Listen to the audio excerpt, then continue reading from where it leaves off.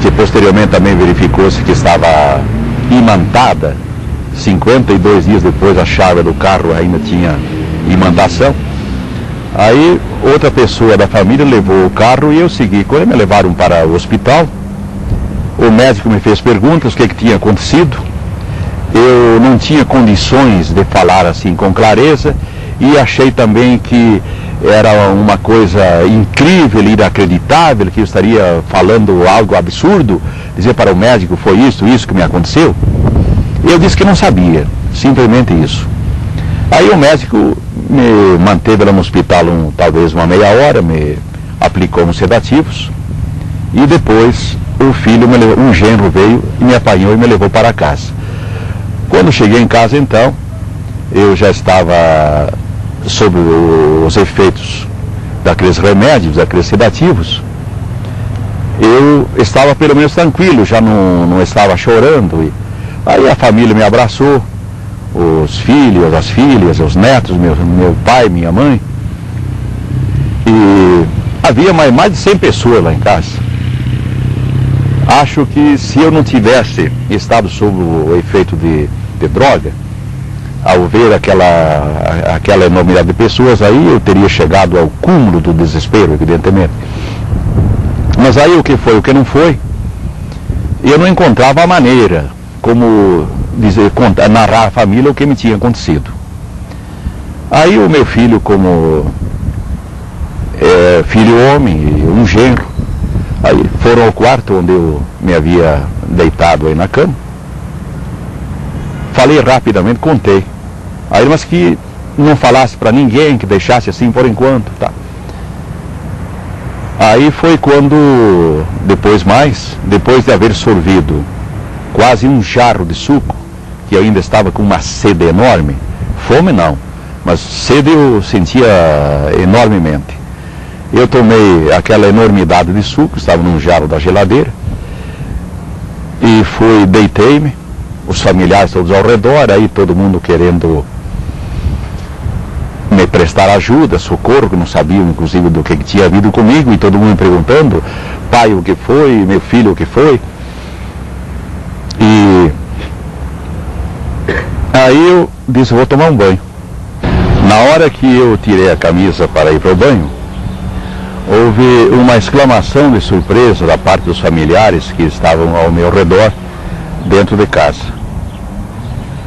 E, o que o senhor tem nas costas? Tem uma queimadura, tem um ferimento, o que foi isto? E os que descobriram, os que viram por primeiro, foi o meu irmão Gildo e um sobrinho meu, que é advogado e que mora hoje em Mineiros, no estado de Goiás. Aí eu não sabia o que dizer e o que responder, porque eu não estava sentindo nada e eu não sabia de nada. Aí, dado a exclamação e a surpresa de todos os familiares e amigos que ali estavam, eu pedi um espelho para ver. Ali eu pude ver então a extensão das queimaduras que eu tinha nas costas e das quais ainda hoje eu tenho uma cicatriz. Mas eu não sabia do que provinham essas queimaduras ou esses ferimentos que sejam. Aí os familiares resolveram então de me levar novamente ao médico que me havia atendido antes. Aí fomos, o médico notou, olhou os ferimentos, as queimaduras, não soube dizer nada. Consequentemente também não me passou coisa alguma para colocar sobre aqueles ferimentos, porque ele não entendia o que era. E foi no outro dia, então, que eu voltei novamente lá para o mesmo médico. E ele já estava junto com mais 2 médicos, Dr. Madaloso e Dr. Carlos Reis. Aí examinaram, então, os ferimentos, que como no dia anterior não me produziam mal-estar nenhum, não havia inchação, não havia exudação de plasma, parece que esse é o nome que se dá aquela água que sai de um ferimento de queimadura, principalmente. Eu não sentia mal-estar nenhum. E os médicos também se surpreenderam ao ver aquilo, não souberam o que dizer, fizeram comentários entre eles de surpresa. Depois no outro dia, foi mais um médico lá em casa, foi ver, os ferimentos continuavam os mesmos, apenas havia um processo, segundo eu pude constatar através de espelhos, já de cicatrização. 16 dias depois, ou seja, no dia 31 de dezembro, caiu aquela pequena casca de cicatrização e a queimadura, a marca essa, acabou ficando com a pele normal, apenas a cicatriz, que, como já disse, tenho até hoje. E os médicos não souberam dizer, explicar a causa daquele ferimento, seja queimadura ou qualquer outra coisa, que não me produziu dor e nenhum daqueles sintomas clínicos que costumam ocorrer quando uma pessoa é queimada. Porque realmente a marca, eu chamo de marca, esse sinal que eu tenho nas costas, dava a impressão de ter sido realmente com ferro em brasa. E posteriormente, até o terceiro dia, eu não sentia vontade de me alimentar, não. Comia alguma coisa a custo da insistência dos familiares. No terceiro dia, apareceram elementos da imprensa, escrita, falada e televisionada.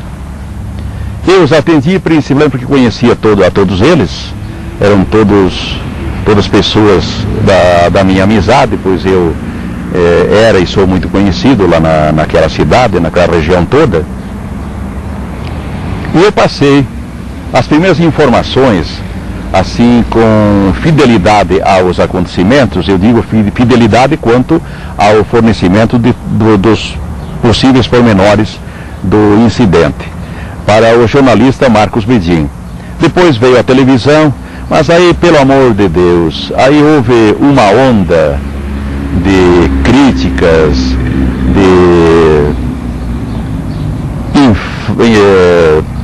coisas, enfim, tristes até de serem repetidas, de descrenças, dizendo que era invenção minha, que eu mesmo me havia queimado, que eu estava à procura de publicidade, que eu queria nome, e todas essas coisas. Então isso foi uma fase muito deplorável, muito triste, e que fez com que eu, inclusive, me afastasse. Eu deixei de atender a pedidos de jornais e rádios de outras localidades. Inclusive, até daí uns dias, o programa do Flávio Cavalcante, soube lá, não sei por intermédio de quem, que havia havido essa ocorrência, e ele me mandou então insistentemente um convite. Depois o secretário dele, não me recordo o nome, falou diretamente comigo, mas eu não aceitei não aceitei aquele convite, porque eu não estava disposto, até havia me traçado de não comentar mais nada com quem quer que fosse. Infelizmente isso aconteceu. Dali a 40 dias, lá esteve um pesquisador de Curitiba, da CIPEX, Dr. Daniel Rebisso Guesse, e fez aí uma entrevista muito meticulosa, me parece que extremamente cuidadosa, assim, nos pormenores de toda a história.